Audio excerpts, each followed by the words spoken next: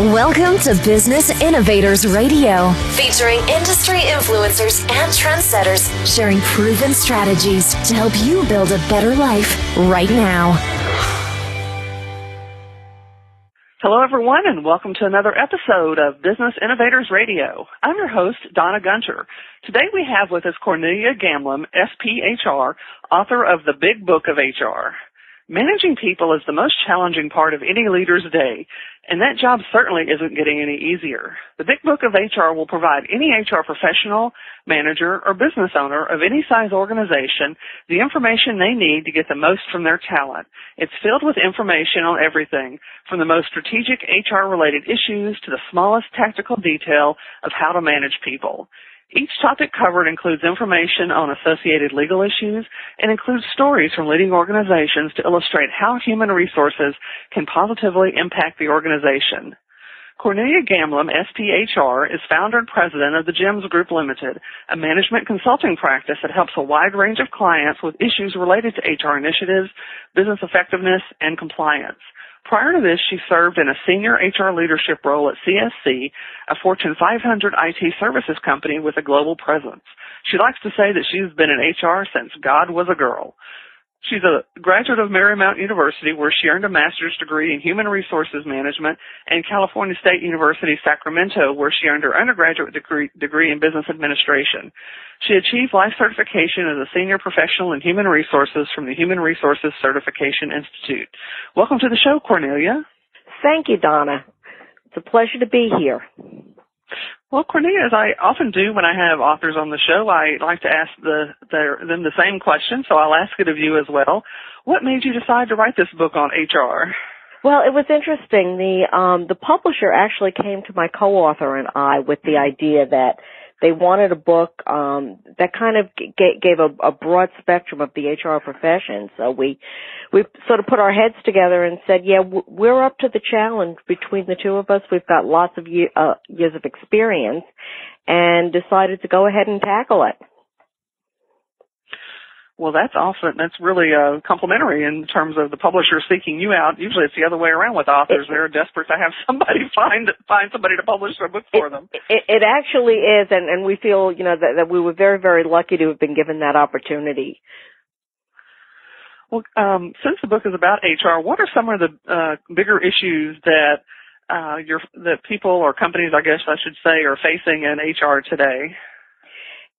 Companies continue to be challenged by, and I think it's an area they have to stay on top of, is finding the best talent. There's such a need to have good people as companies are looking to continue to succeed and to meet shareholder expectations. So, finding the best talent, getting them in the door is really one of the first challenges.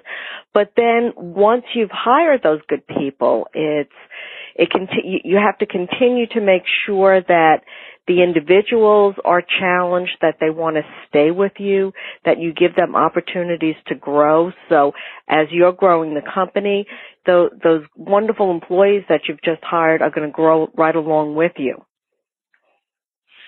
Well, Cornelia, with today's economy, is there difficulty finding the right talent to come through the door for you to interview and hire, or is it a case of having way too many people out there to hire, not enough jobs to offer them? A lot of it is going to depend on the industry that you're in. With a lot of the clients that I work with, there continues to be a demand for good talent, and people are always looking to find the best people to bring in. With my clients, they're not really seeing this overabundance of people. But then there are certain sectors of the economy where there are a lot of people and the jobs just aren't there for them, or in different geographic areas of the country. You see a lot of people that are underemployed, and of course then the challenge becomes, what can we do to try to retain some of these people, and might there be an opportunity to help them to grow and take on a little bit more responsibility? that's always a big problem, especially if somebody's underemployed in their particular jobs. It's a travesty, actually. And for the company, you're always concerned, are they going to stay or are they going to continue to look for an opportunity that's a little bit more in line with what they can contribute to the organization? Well, one of the things I always hear about personnel is that, of course, if they're not being challenged, if they're not given opportunities to grow, they walk out the door. Are there things that HR managers can do to prevent that turnover of talent? Because I know that that's a extreme expense of most companies, having to rehire and retrain new folks to come into their companies. You're absolutely right, and it's not just a challenge for HR managers. It's for regular business managers as well as small business owners. Employee engagement and retention is something that is so critical, and I think oftentimes managers in particular think that they've got to engage in some extraordinary types of efforts to keep people, but sometimes it's the very simplest things that employees want. Employees want feedback, and particularly your younger employees. They want to know and hear that they're doing a good job. They want to know that they're making a contribution to the organization and that they're adding value. And doing that is sometimes the things that managers find so difficult is just to sit down and have a good conversation with an employee, and yet it is so inexpensive, and the return on your investment is just phenomenal. If people know that you appreciate the value that they're bringing, that they are making a contribution to the organization, and if those employees believe in the mission of the organization, they're going to hang around for a long time. And you really will get good value from those employees in the long term. Well, you brought up the issue of younger employees, and I don't remember what their little moniker is, for the 20-somethings that are in the industry. The millennials. The millennials, that's it. Yeah. I've read about the millennials, and it seems to be that they have the attitude of, not, very unlike their parents or grandparents, not wanting to stay with the company for a long time, but going from place to place because they don't really have any loyalty to the company. It's about their experiences. Are there special things that HR managers or just managers in general need to know to deal with that millennial group? For the millennials, they want to feel challenged, and if they're not being challenged at an organization, yes, they're going to jump ship a lot more easily than perhaps some of their predecessors have done. And they're really this generation now that's kind of pushing this whole notion of give me feedback, tell me how I'm doing, because if you don't tell me, I'm just going to assume that I'm not making a good contribution. But if you can keep them engaged, and give them meaningful work and give them the feedback, you're certainly going to decrease their wanting to leave your organization and find some, what they may perceive to be greener pastures. Right. Well, I know that with a lot of millennials and I guess a lot of older employees too, really like the opportunities that are being provided by some companies to go on an individual contractor basis, and rather being an employee for the company, they are now a hired contractor. What role does HR play with people that are associated with the company, not as employees any longer though, but as independent contractors? And is there anything that companies need to be aware of if they decide to let employees go in that direction? I think what the companies really have to be concerned about is some of the legal risks around that. A lot of people want to, quote unquote, go independent, but they're still working in a relationship where the company pretty much has control over the work that they produce and the equipment that they use, the resources that they use.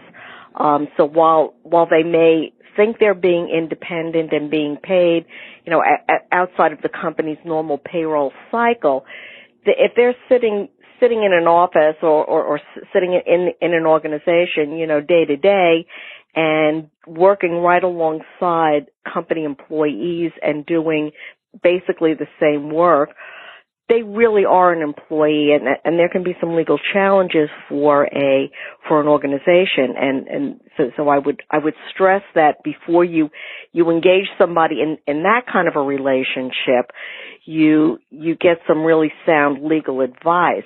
But then there are other types of situations where people may want to work more like on a project basis, and that's a lot of the work that I do with my clients. And I mean, I will pick up a project, but I kind of work on it on my own time, and you know, sort of in my own constraints. I mean, yes, you know, you've got to deliver something to a client in an agreed upon time frame, but you know, as far as the client is concerned, it's transparent to them whether I'm doing this work, you know, at midnight or at 3:00 in the morning or during, you know, quote unquote normal business hours. Right. That's really a true independent contractor, you know, or maybe somebody comes in and spends a few hours a week on site, you know, at the client site to gather some required information. But you know, I think you're going to see more of that, yes, with the older generation as people are starting to phase out of the workforce and saying, you know, hey, there's still an opportunity here for me to generate some income, but I don't want to be locked into, you know, a regular schedule and have to work on somebody else's terms. I want to be able to work on my own terms. The role that HR can play in that is to monitor those kinds of situations and, you know, first of all, you know, make sure it is a true independent contractor, and then make sure that there's some kind of an agreement between the individual and the company that spells out exactly what the deliverables are going to be.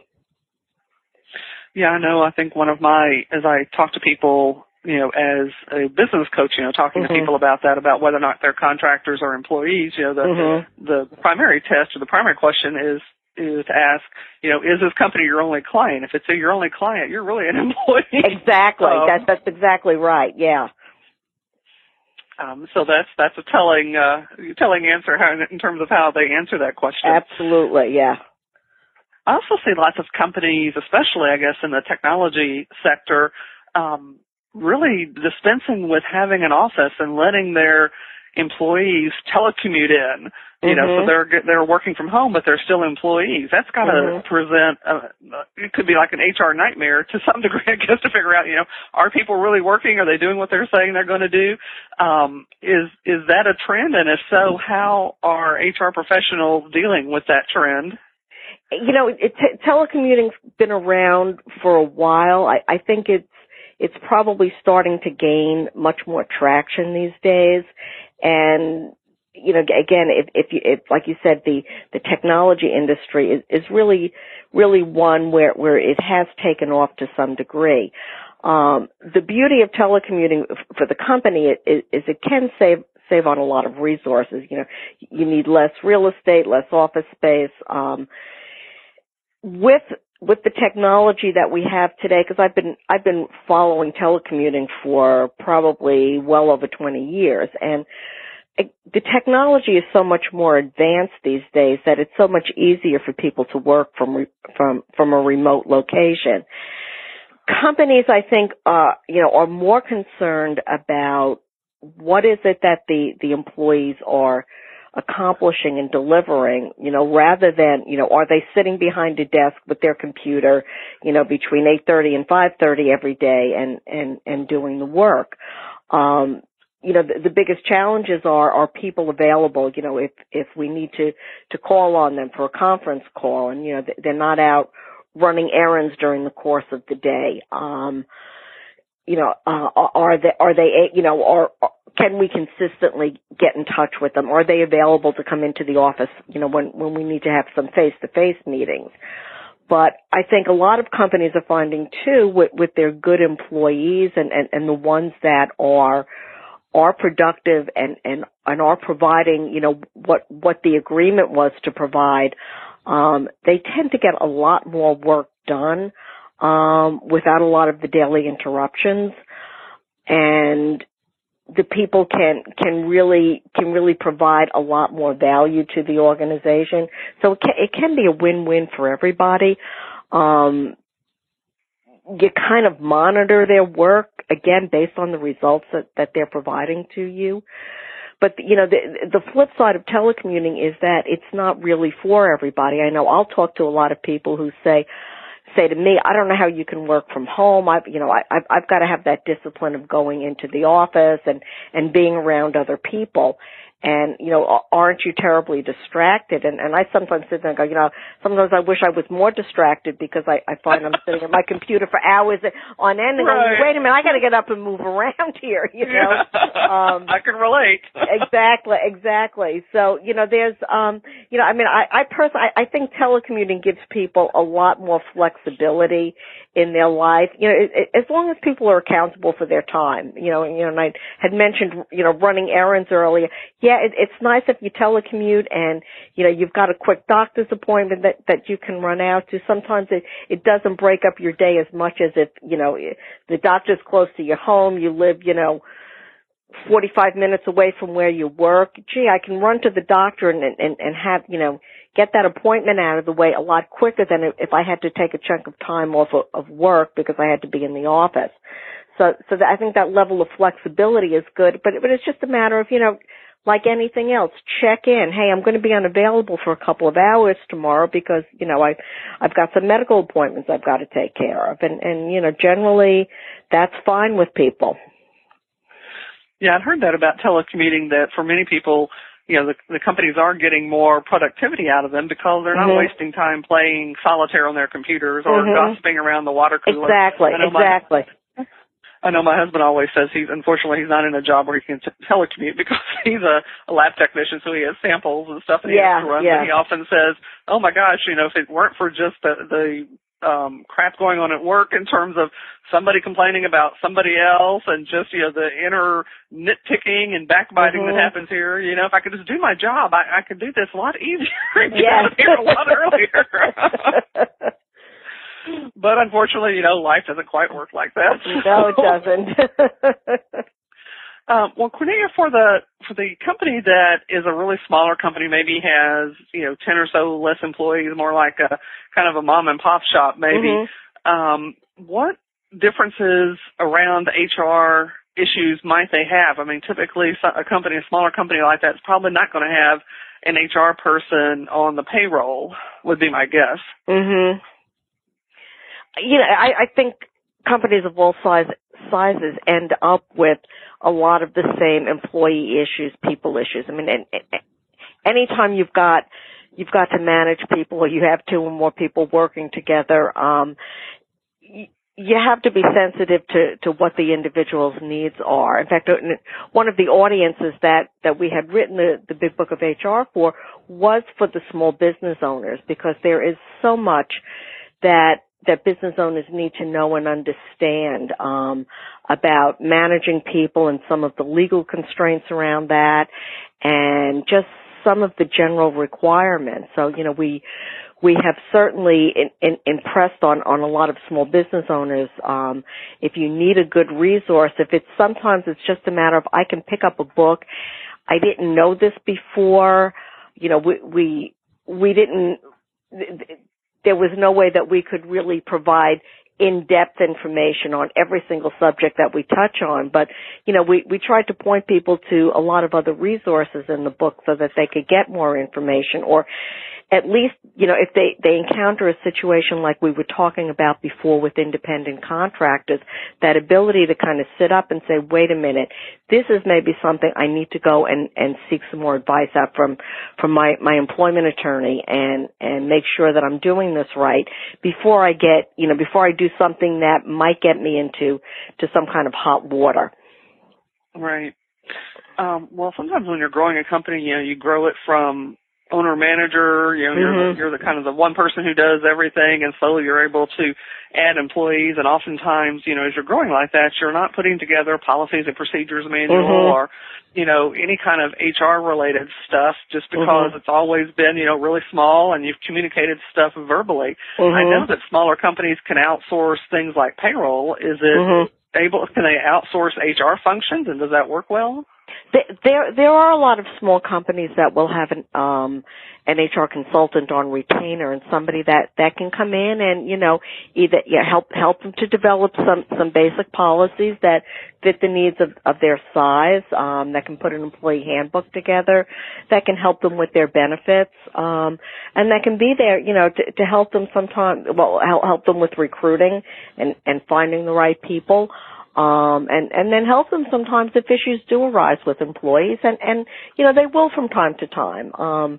We like to think even if we get the best employees that there's never going to be any problems or any disputes in the workplace, but problems perk up every once in a while, and the sooner that you can address those problems and deal with them, you can certainly avoid wasting a lot of time and energy on certain issues. So yes, there is certainly help out there for the small business owner. Yeah, and involve a lot of lawsuits too, potentially. Yeah, exactly. Well, and exactly. It's a lot of times it's a lot easier to have an HR consultant on retainer who may be able to kind of reel a situation in and say, wait a minute, let's kind of talk about this. And just have you really thought about that? Yeah, because then the next thing that happens, without that guiding hand in there, you do find yourself facing a potential lawsuit. That's when it can get very expensive, particularly for a small company. Well, as you think about the field, Cornelia, of human resources, are there really big misconceptions out there that people think about the industry that aren't really true? Or any lies or myths, any kind of thing you'd like to correct, people's thinking about in terms of the HR industry?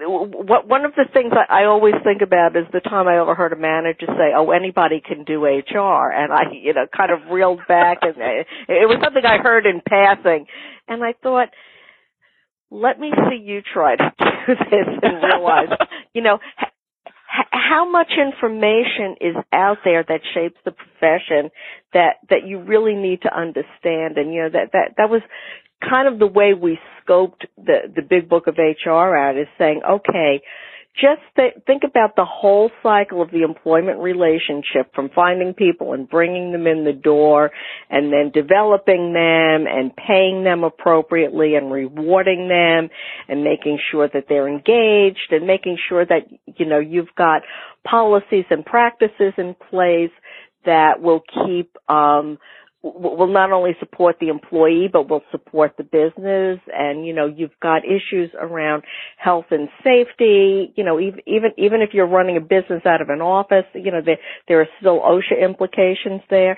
And then you get to the end of the employment relationship, and, how do you terminate people with grace and ease, or what do you do when somebody chooses to leave the organization? So, we really looked at that whole scope, and as you sit back and look at it, and I reflect back on what this manager said, I always want to say, let me see you come in here and do this, because it does take, there's a lot of knowledge in the field of HR that I think the average manager doesn't realize until they start finding themselves getting a little bit deeper and deeper into a problem or an issue.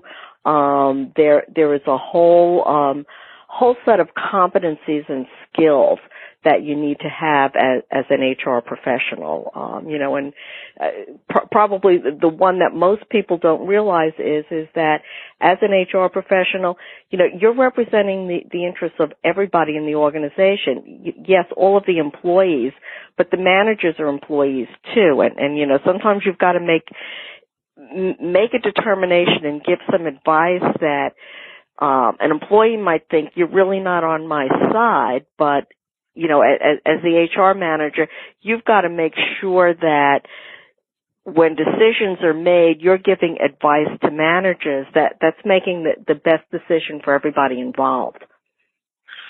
Well, that's a great segue to the next question I was going to ask, in terms of, trying to handle things delicately with grace, as you referred to earlier. It seems like sometimes an HR professional might be pulled in two directions, what's best for the company versus what's best for the employees. And sometimes those two might not meet. How do you walk that fine line between those two different sets of needs? you walk it very, very delicately, as one of my mentors told me, a long time ago. It takes a lot of judgment to come up with the right answer, and that's why when you look at policies that companies develop, I always approach policies from these are guidelines that are there to help the management make good decisions for the organization and for the employees. But that's only a part of what you've got to consider. You've got to take every set of circumstances and judge them on what's gone on. And I'll often talk about, do we terminate an employee if somebody has misbehaved in the workplace or is not performing? Somebody who's not performing may not have the skills, and maybe it was a bad hire, and either you try to get the person those skills, or if that's for some reason not possible, it's a critical position and you've got to terminate the person. You've also got to think about the fact that if they're not doing their job, other people may be pulled down because they're trying to fill in the gaps. So when you look at it and say, am I being fair to this employee? What you're really looking at is, am I being fair to everyone? Employees who are misbehaving in the workplace and there's disciplinary action taken, again, that's going to impact, a lot of their peers and coworkers. And people want to come to work and work with other good people. So those are all of the things that go through the mind of an HR professional that says, I may have employee X over here, and I've got to make some recommendations around decisions that should be made about him or her. But how is that individual's behavior affecting everybody else who's on the team that they work? Yeah, and I guess the sad part of the story is you can't make everybody happy all the time. No, you can't. So there's going to be some disappointment in whatever decision is made. Absolutely. Well, Cornelia, I know you've got a new book coming out, Essential Workplace Conflict Handbook. Talk a little bit about that and how that book came about. That was yet another interesting scenario. After the big book of HR is like almost 4 years old, and almost a year ago now, it was last November, we got an email from our literary agent saying, "Gee, I have this request from the same publisher, Career Press. They want to do a book on workplace conflict, and would you be interested in writing it?" And, my co-author, Barbara Mitchell, and I kind of took a step back, and because we're thinking about it, we've got another title that we're working on independently. And I said, well, we're just starting to get some traction on our other book. Where do we go from here? But we just thought it was too good of an opportunity to pass up. So we, once again stepped up to the challenge and bit the bullet and said, yeah, we can write a book on workplace conflict, because we've certainly seen a lot of examples of it in the workplace, and also seen examples of how, people look at conflict as being something that's always going to be negative, and it's not, because out of conflict often grows a lot of creativity and innovation. So we accepted the challenge and put together a proposal that was accepted, and the book is it has a publication date of September 21st. It's available right now for pre-order on Amazon and Barnes & Noble, and we're very excited about it. We think it's something that's probably needed in most workplaces, because regardless of how great of a place it is to work, there's going to be some conflict, and there's going to be some differing opinions, and depending upon how a company chooses to approach conflict is going to let you know whether it's disruptive or whether it's a positive force that's kind of moving the company and the organization in a good direction. Oh, absolutely. Well, maybe we'll have you back on the show in another couple of months or so to talk all about conflict. I mean, we would love that. It's definitely preeminent in our minds, because, of course, as you turn on the news or listen to the news or just go to the internet and get your news, they show stories all the time, because this is what attracts attention, conflict that got completely out of control and ended up in, some bombing or some shooting or some stabbing, in the workplace. And, we could all do with a little less of that, I think. Absolutely, yeah. Well, Cornelia, if somebody wanted to get some more information about you or about your book, where can they go? Well, probably the easiest place would be our website, www.bigbookofhr.com. You can contact both myself and my co-author through there. You can find information about the book and read. We have a weekly blog that we post out there, and we will be posting information in the next couple of weeks about the new book. So you'll be able to find out a lot more about the books and about us. All right. Well, great. Thank you for being a guest today on Business Innovators Radio, and I thank all of you who've joined us for today's episode of Business Innovators Radio. Have a great day. Thanks for listening to Business Innovators Radio. To hear all episodes featuring leading industry influencers and trendsetters, visit us online at businessinnovatorsradio.com today.